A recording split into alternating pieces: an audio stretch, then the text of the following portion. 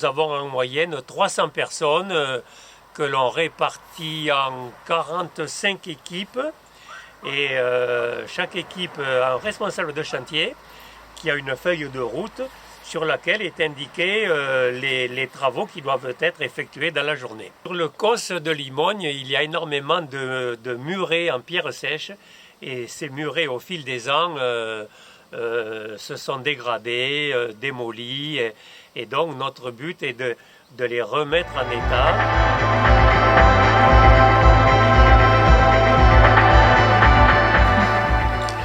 Mettre des pierres transversales à l'intérieur du mur pour que ça se croise avec les deux côtés. Et bien caler les pierres pour pas qu'elles bougent. Voilà, et suivre le cordeau, l'alignement, pour que le mur ne fasse pas des... Et monter de façon horizontale. Si on veut que le mur soit joli, il faut que la pierre qui se trouve vers l'extérieur ait une façade. Et si elle n'a pas de face, il faut la lui faire.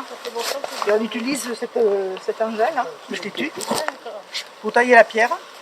J'ai à construire avec mon mari, qui savait bâtir la pierre. Il avait construit des murs de maison. On a construit notre maison nous-mêmes en pierre avec mon mari. Au début, je faisais le manœuvre, et puis petit à petit, en le voyant faire, j'ai appris.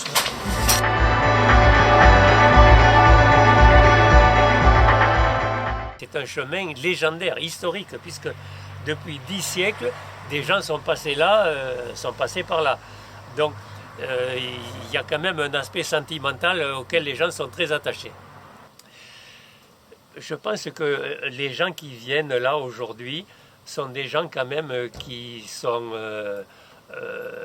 amoureux de leur terre, parce qu'on les a sensibilisés aussi par le fait que ce chemin est classé à l'UNESCO. Ici, nous sommes sur une des 4 grandes voies françaises, et donc la voie Pau-Diensis, la voie du Puy-en-Velay.